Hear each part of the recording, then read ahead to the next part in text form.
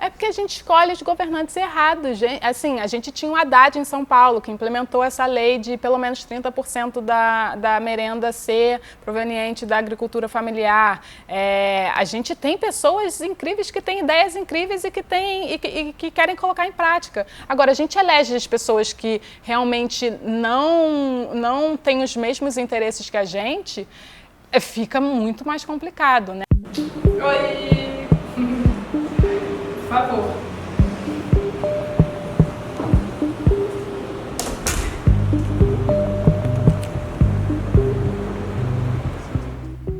Eu nunca gostei de me rotular, assim, de me rotular. Nunca gostei de me rotular. Mas eu entendo que para uma mudança, o radicalismo é importante. Assim, eu sempre é porque eu mudei a minha alimentação muito jovem. Tá? E eu era uma criança, assim, vamos supor, entre aspas, normal, né? Que comia, enfim, em rede de fast food, comia, enfim, balas e chicletes e biscoitos recheados, e, enfim, comida que na nossa cultura alimentar a gente chama de comida de criança e tal. Mudei a minha alimentação na adolescência radicalmente. Mudei radicalmente, porque e aí hoje eu posso ver que eu sou uma pessoa muito mais flexível, eu sou uma pessoa que tem consciência daquilo que eu estou comendo, enfim, eu ganhei consciência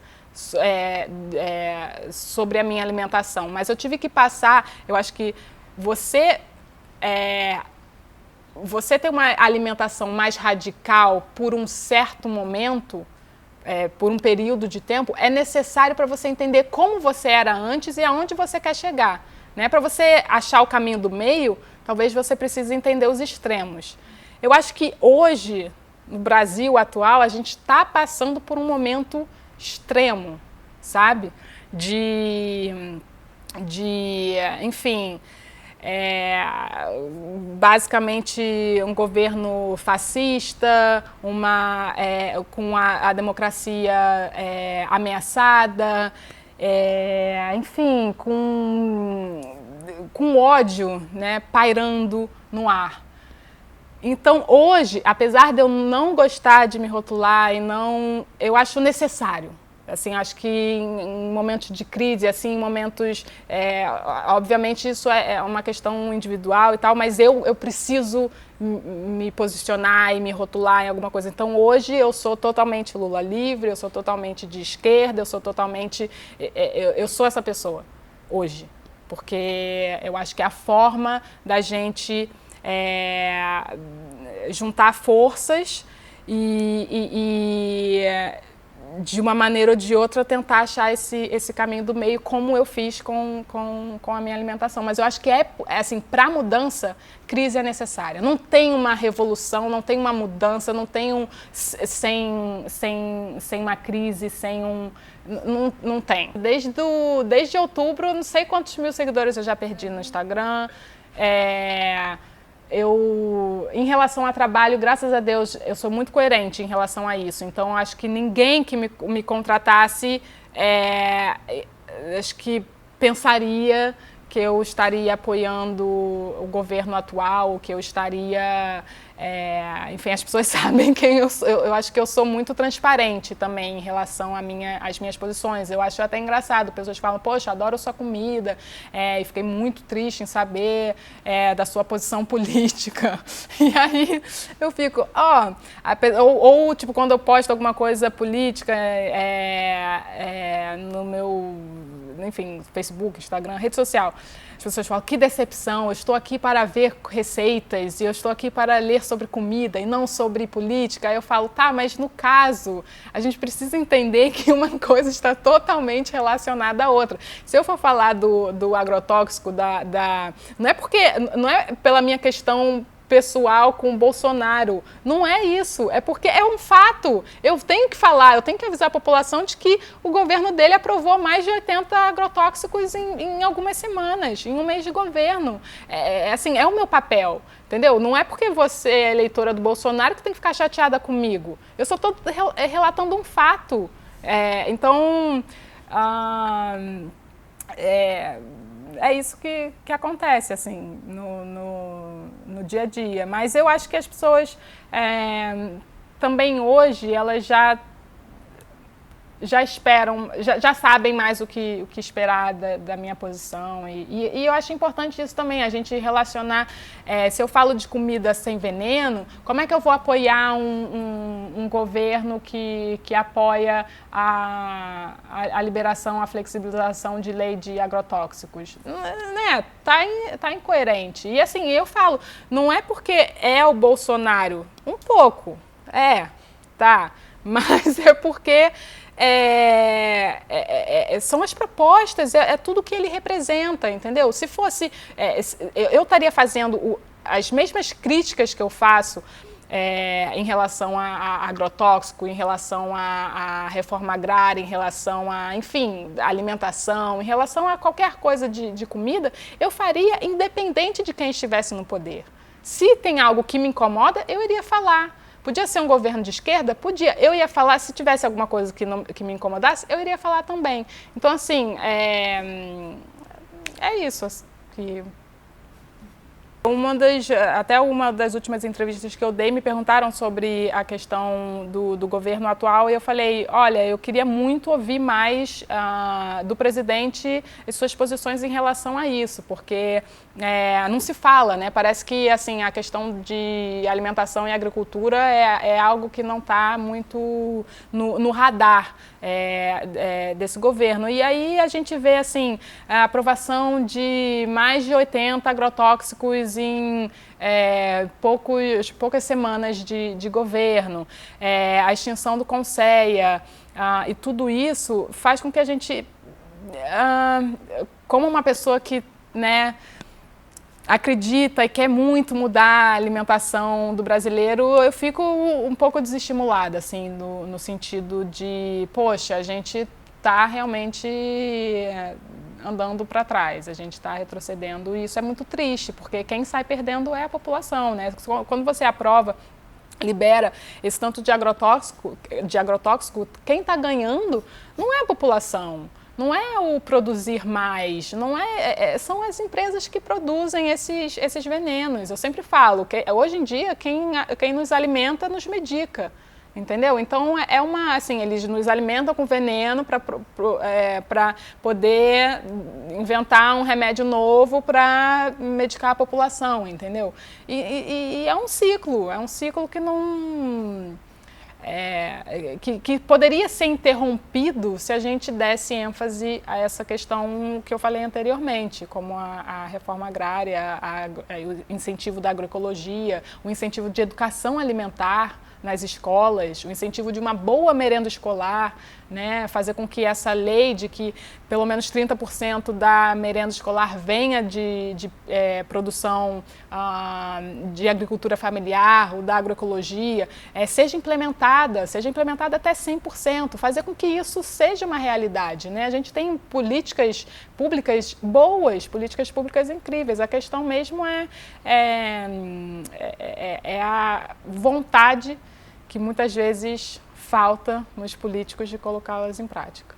Agora a gente está no Congresso com, eu diria, 2 pesos e 2 medidas. A gente está tanto com o pacote do veneno quanto o Penara para serem aprovados. Então, assim, eu acho que a questão agora, hoje, do cidadão é colocar pressão para fazer com que o Penara seja aprovado e fazer com que a PL do veneno seja reprovada. É o que a gente consegue fazer, eu acho, para pelo menos estabilizar um pouco essa situação, porque se a gente tiver o Penara não aprovado e o PL do veneno aprovado, a gente está aí realmente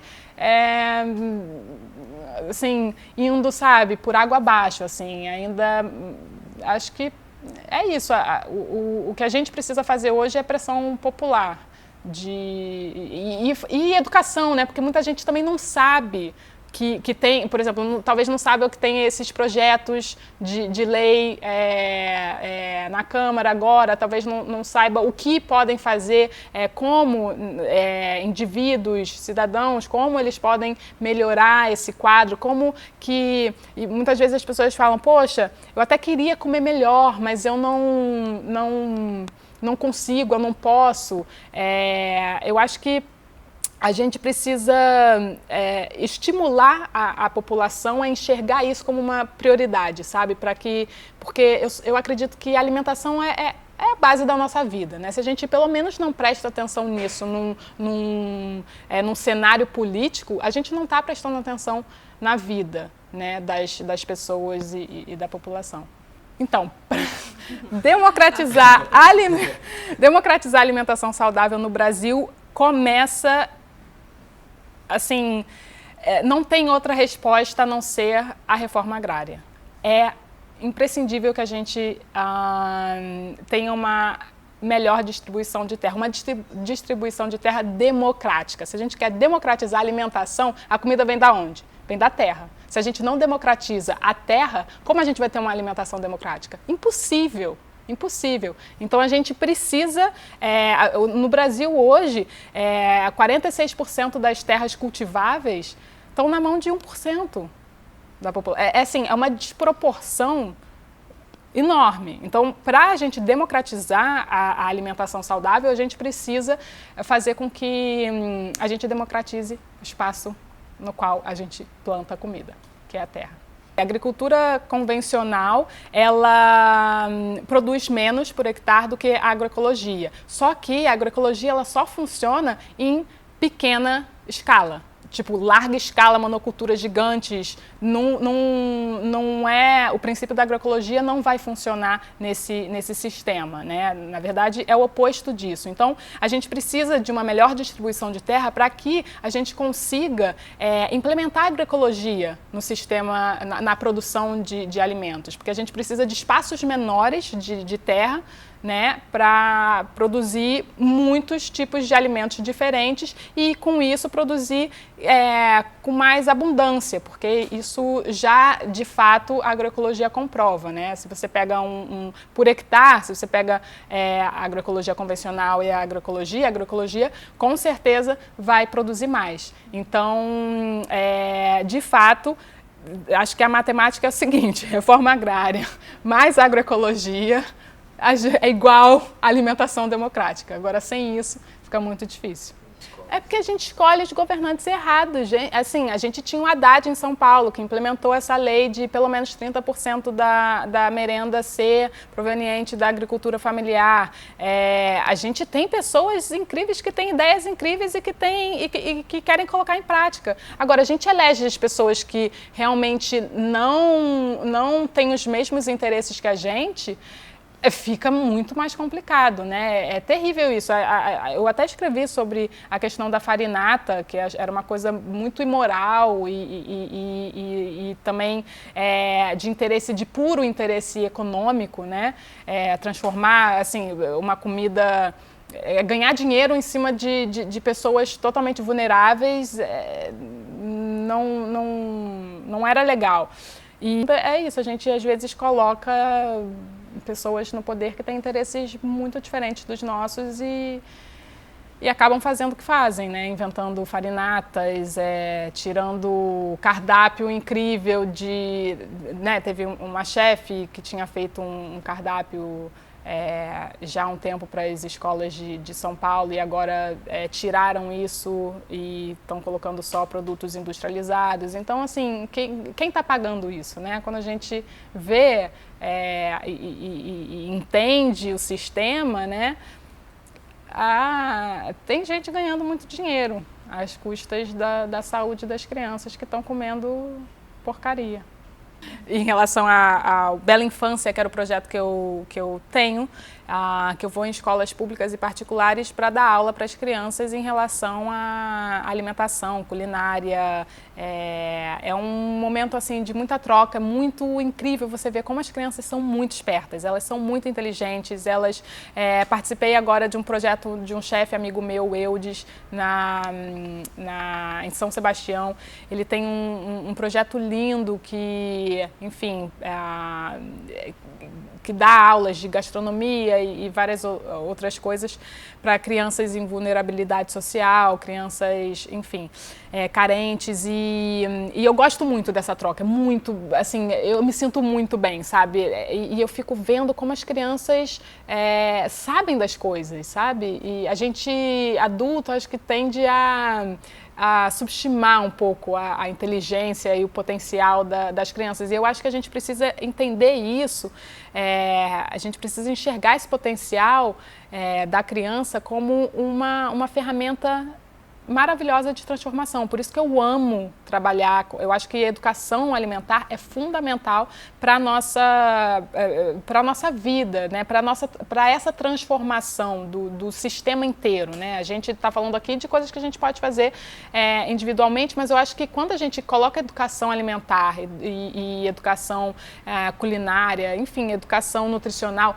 nas escolas, as crianças vão crescer com outro olhar em relação ao alimento. Né? Elas vão entender o que elas devem comer de mais, o que elas devem comer de menos, qual é a influência da indústria no que elas escolhem para comer, qual a influência de certos nutrientes, qual a influência do açúcar no comportamento delas. Tudo isso elas precisam entender. Né? Eu acho que é muito mais fácil a gente...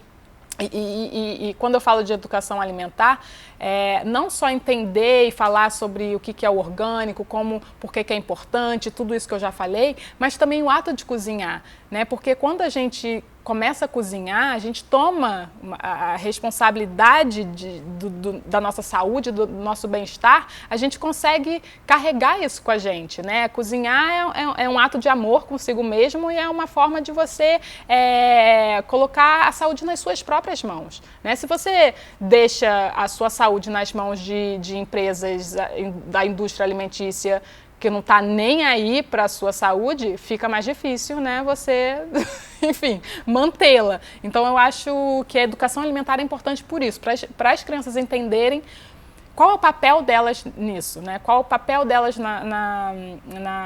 em tomar conta da sua própria saúde, não estar delegando sempre e totalmente dependente da indústria alimentícia e, por consequência, da indústria farmacêutica, né? Porque se ficar comendo besteira, né, uma hora a conta chega e provavelmente vai ficar doente. Então, enfim, essa é a questão da educação alimentar. E aí vem o que eu acredito que a comida tem um poder incrível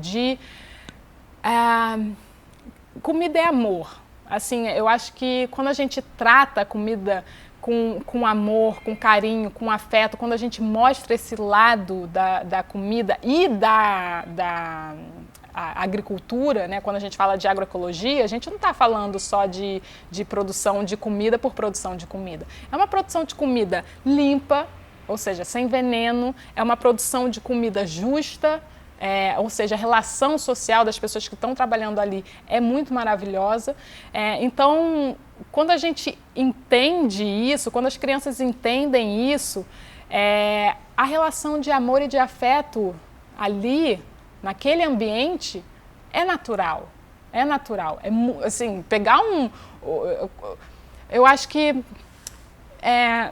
eu ainda não fiz esse paralelo, mas por exemplo, um agricultor que trabalha com agroecologia, ou um cozinheiro que tem amor, tem paixão pelo que faz, que gosta de ver a pessoa comer a sua própria comida, uma pessoa dessa não vai ter, não vai conseguir fazer um mal ao próximo, sabe? Então, eu acho que a educação alimentar, ela passa por uma educação psicológica, por uma educação social, por uma... eu acho que está faltando isso, sabe? A forma como as crianças, como a gente está se alimentando hoje, essa forma homogeneizada, padronizada, massificada de porcaritos e de substâncias muitas vezes neurotóxicas, né? Agrotóxicos que foram aprovados recentemente, super neurotóxicos. Como é que isso pode não afetar uma criança? A gente precisa entender que a comida está interligada com tudo. Então, a gente precisa é o meu ver, assim, um mundo de, sabe, agroecologia e cozinha e afeto e amor. Nesse ambiente, na terra e na cozinha, não tem como deixar uma tragédia como a de Suzano acontecer. Não tem. Então, eu venho trabalhando com culinária há muitos anos e já depois de 10 temporadas do programa do Bela Cozinha, eu decidi focar na questão do desperdício para poder chamar a atenção mesmo das pessoas para esse problema. Eu sei que, por exemplo, 1/3 da comida produzida no mundo é desperdiçada, ou seja, 30%, e quando a gente fala de frutas, legumes e verduras, esse número pode chegar a 50%, ou seja, muita coisa é jogada fora. Só que 1/3 desse desperdício acontece em casa, acontece na nossa residência. Então, o consumidor, a gente individualmente, a gente talvez consiga, com mais consciência, mais educação, uma mudança também de cultura, a gente consiga melhorar e evitar o desperdício de alimentos.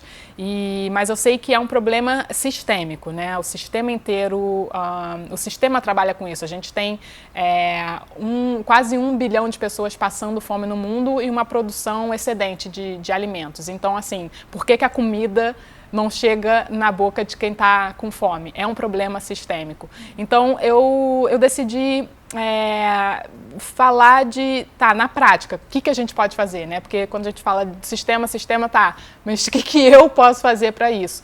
Por isso. Então, eu quis fazer essas receitas com partes de plantas e alimentos que iriam para o lixo normalmente. E também por uma questão de economia. Porque muita gente fala, comer saudável é caro, comer saudável é só para quem tem dinheiro e tal e tal. Eu concordo até certo ponto, né? Quando a gente fala de comida limpa, de comida orgânica, aí sim a questão econômica ainda influencia bastante. Mas se você pagar um pouquinho mais uma banana orgânica, você, não jogando a casca dela fora, você está basicamente gastando o mesmo dinheiro, né? O mesmo valor se você estaria comprando uma banana com veneno, porque você só comeria a banana e jogaria a casca fora. A gente vive num sistema no qual oferta e demanda vão influenciar o preço final do alimento. E o orgânico hoje ainda é muito escasso. Né? A produção orgânica ainda é minoria, então claramente o valor do orgânico vai ser mais caro e o custo para se fazer um alimento orgânico é muito maior. Né? Quando a gente fala então de um sistema agroecológico, na agroecologia você produz mais por hectare do que numa produção convencional, isso é fato, e o sistema insiste em falar para a gente o contrário, né? Que não, você precisa de veneno para poder alimentar o mundo, é mentira. Mas o fato é que numa produção agroecológica, por exemplo, você precisa de mais gente trabalhando, não vai ser a máquina que vai, o seu custo ele vai aumentando progressivamente, sabe? Então eu acho que as pessoas precisam entender também quando ela está comprando um alimento orgânico, um alimento agroecológico, ela está investindo o seu dinheiro na própria saúde, porque ela não vai estar comendo veneno, mas ela está investindo também no meio ambiente, na saúde da terra, né, porque ela não vai estar poluindo, e ela está investindo na saúde social, nas pessoas, ela está pensando naquelas pessoas que estão botando ali a mão na terra e tudo mais. Então eu acho que, de fato, o orgânico ainda é mais caro por esses motivos. Então, a gente precisa mudar, a gente precisa se conscientizar e entender que, a gente pagando esse preço é muito mais do que só um alimento. Mas não é todo mundo que pode fazer esse investimento hoje em dia. Essa questão de gênero na culinária, na cozinha, sempre foi muito machista, né? Porque os chefes de cozinha renomados são sempre homens. Hoje está mudando, graças a Deus. A gente tem a Helena Rizzo, já eleita melhor chefe. Está mudando. Mas a cozinha, a culinária do dia a dia, a culinária da casa, da família, sempre estava na mão da mulher, né? A gente tem a Dona Benta, né? Se a gente for ver a Palmeirinha, enfim, até a Ana Maria Braga, são sempre mulheres que estão ali à disposição para, enfim, cozinhar. Mas eu acho que isso tem mudado, eu acho que isso com programas, não só com o meu programa, mas eu acho que esses realities apesar de que não sou muito fã dessa coisa de competição e tudo mais, mas eu acho que a cozinha ficou pop, sabe? Ficou pop para homem e mulher, para menino e menina, sabe? Não tem mais essa menina não pode ser cozinheira, chefe de restaurante. E não tem mais menino também não pode estar na cozinha fazendo comida para a família. A gente tem aí, sei lá, o Rodrigo Hilbert, entendeu? Que faz, tem esse papel de... Então eu acho que essa onda, eu não daria o crédito para mim ou para o meu programa, mas sim para essa revolução da culinária no cenário, acho que mundial, assim, de tipo, as pessoas gostam de ver programas de culinária. E nesses programas de culinária cabem, assim, todo mundo cabe ali. A amamentação é o primeiro alimento, assim, o leite materno é o primeiro alimento da criança. E é o alimento mais saudável que uma criança pode ter. Eu não entendo como que a base da vida, tipo, uma criança bem amamentada é uma criança saudável, é uma criança, assim, é a base de uma boa alimentação. Se a gente perguntar qual é a base da alimentação saudável, o leite materno. Não tem alimento melhor no mundo do que um leite materno para um bebê. Agora, quando a gente fala de mães que não podem amamentar porque não tem produção de leite suficiente, porque por alguma, enfim, alguma outra questão, ou por questão de adoção, a gente tem alternativas para isso, mas eu não estou falando desse, enfim, não estou falando disso, desse cenário, eu estou falando enfim, vamos supor que, né, você tenha toda a possibilidade de amamentar e tal. Como que pode ser um tabu? Como que pode ser proibido? Como que alguém pode reclamar de você estar dando alimento para o seu filho? Isso assim, para mim é inaceitável, sabe? Quando a gente fala, é uma hipocrisia muito grande você falar que, sabe, quer comer bem, quer ter uma alimentação saudável e apontar o dedo para uma mãe amamentando um filho. Isso não é incabível. Então, eu acho que as pessoas têm que ter consciência de que o leite materno é o alimento mais importante para um bebê e a base de uma alimentação saudável, desde que a criança nasceu. E aí a gente precisa não só dessa lei, mas de muitas outras influenciando a amamentação. Porque se tem uma coisa que o Estado desestimula, é a amamentação. Por vários motivos. Né? Porque a questão da licença maternidade, a questão de não ter acesso a onde tirar o leite, você está numa faculdade, você está num trabalho, você está não tem como você tirar o leite para amamentar o seu filho. Então, assim, se tem uma coisa que é desestimulada pela sociedade, é a amamentação. E eu agradeço muito a vários projetos, ONGs e leis como essa que influenciam positivamente a amamentação. Então, eu fui descobrindo que eu era feminista ao longo do meu trabalho. E aí eu fui entendendo, fui lendo mais e hoje, acho que, como eu falei anteriormente, estou nesse momento que eu preciso tomar partidos e posições e tal. E falando sobre essa questão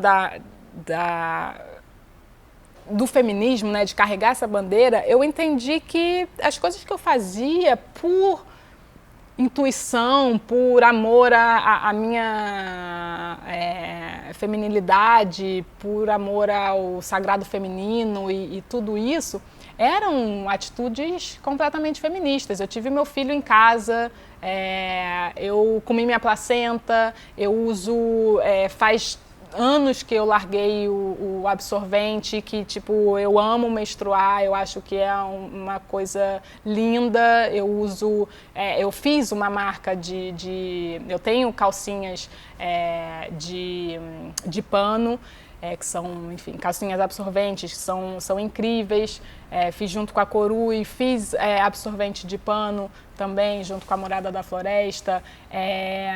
Que mais? Acho que Fiz questão não, mas achei interessante compartilhar o momento do meu parto com outras mulheres para mostrar que ter um filho naturalmente é possível, é bacana, é bom, não é todo esse terror que as pessoas colocam, né, na nossa... enfim, no nosso inconsciente, né? Desde pequena a gente cresce, né? Pensa, não quero sofrer, não quero... Não, é possível, é gostoso, tem todos os benefícios, quis compartilhar isso, escrevi um livro sobre maternidade, então eu também falo disso muito na questão da cozinha, né? Porque se a gente pegar a primeira onda do feminismo, dessa coisa tipo mulher, sabe? Tem que sair de casa, não vamos cozinhar, não vamos servir aos nossos maridos e tudo mais. Hoje em dia, lugar de mulher é, né, onde ela quiser. Eu me sinto muito bem na cozinha, eu faço questão de cozinhar para minha família. É uma coisa que, do mesmo jeito que eu faço questão de cozinhar para minha família, o meu marido faz questão de trocar a lâmpada quando queima. Não é uma questão de gênero, é uma questão de preferência. Né? Não tá relacionado a nada disso, é simplesmente uma preferência. Então, eu fui entendendo que você se sentir bem com você mesma, com a sua profissão, com o seu próprio corpo, com não ter vergonha, não ter medo, são atitudes feministas. Eu falei, poxa, então eu sou essa pessoa aí. Eu ficava meio receosa em falar isso, mas eu acho que, assim, agora vendo em retrospectiva um pouco assim, o que eu venho fazendo, acho que sim, acho que não me incomodo mais hoje em falar que é uma cozinha revolucionária, porque eu sinto e eu vejo que as pessoas vêm mudando. Né? As pessoas elas estão mais abertas a uma alimentação mais saudável. Antigamente você falava disso, era taxado de natureba, hippie e esquerdista, né? Era uma coisa assim muito...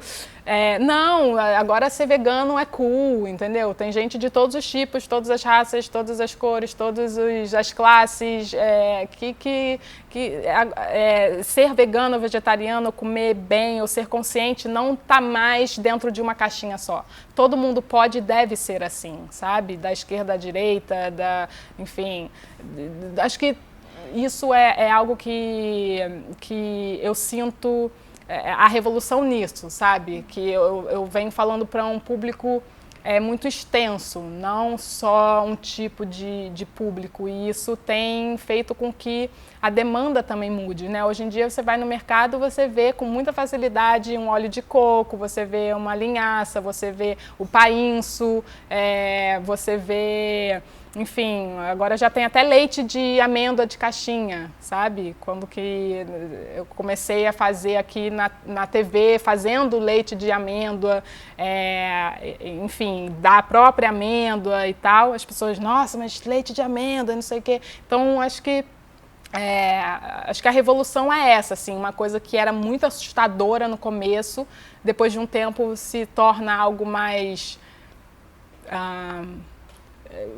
natural, né? Você fala, putz, é uma revolução, né? Mas para mim não basta parar aqui.